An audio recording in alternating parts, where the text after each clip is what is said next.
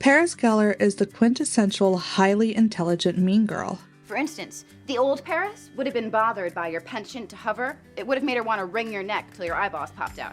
Oh. She's top of her class, extremely ambitious, and has her heart set on following her family's legacy of attending Harvard.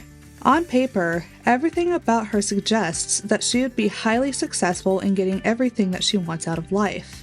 But what we see instead is nearly every single one of her goals fall through the cracks.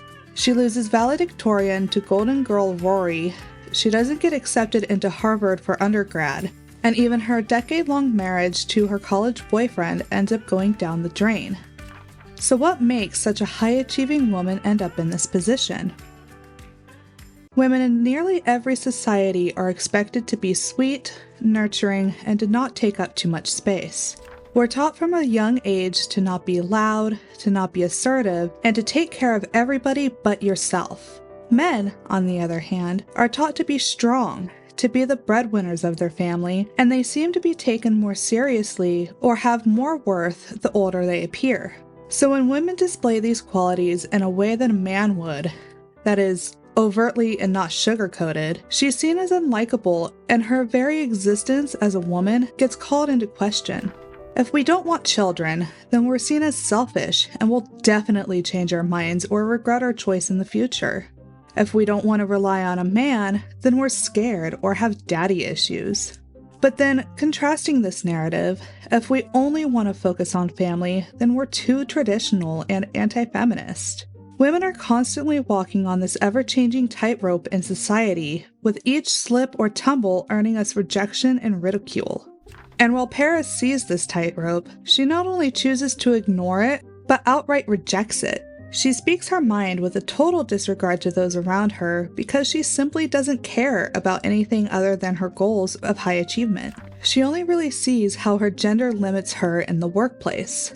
When she gives Rory her notes at Yale, she only includes the stuff that's considered public knowledge and blocks out her own interpretations of it, believing that's what will set her apart and get her to the top.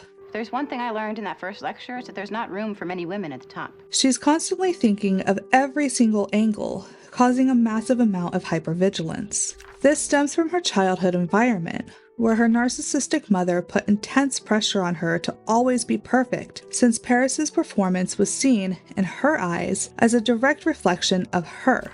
But ironically, these intense qualities hurt her in the long run as people try to avoid her more and more.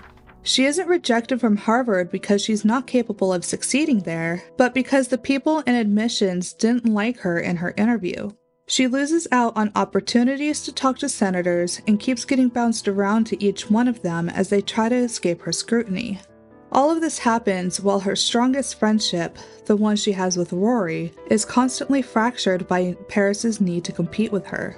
This intense need for control causes Paris to take everything to the extreme.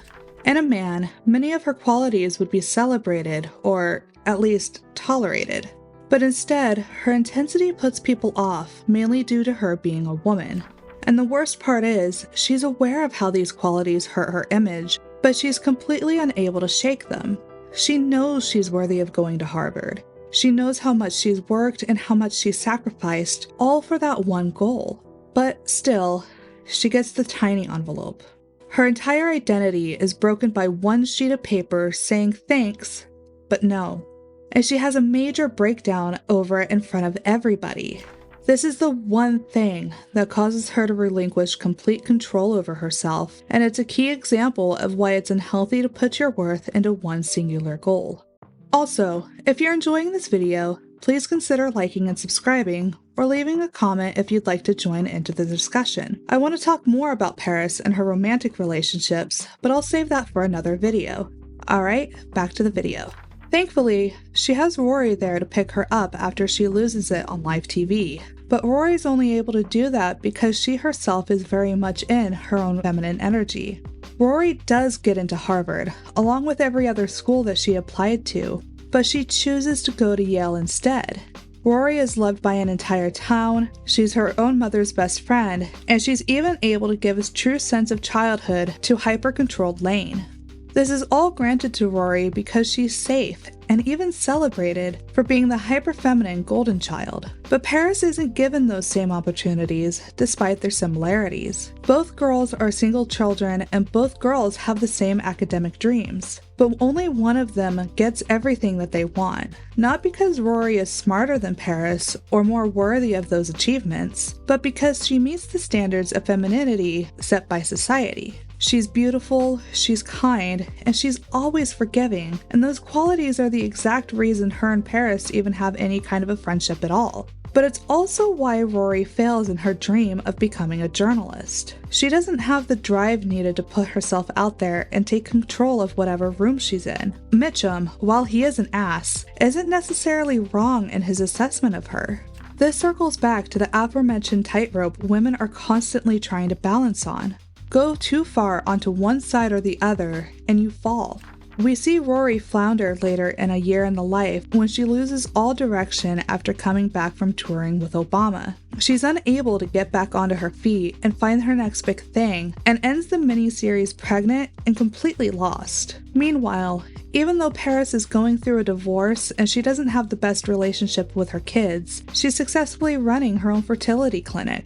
She's still very much Paris, which is made clear when she speaks to a class at Chilton, but she's still successful in her own right. She never gives up on her goals, even when her entire world is turned upside down by her family losing their fortune, because she just shifts focus. Things may not be perfect for her, and she definitely still has room to grow, but her tenacity has gotten her far in life. And that is what Paris Geller teaches us about society and life as a whole. You don't have to be perfect to get what you want. You don't need to be what everyone else wants or expects you to be. You just have to stay true to yourself and never give up. Thank you so much for watching. Again, if you'd like to see more videos on Paris or any of my other upcoming videos, please consider hitting that subscribe button and turning on all notifications. I'm excited to read all of your comments and will respond to as many as I can. I hope you're doing well, and I look forward to our discussion in the next video.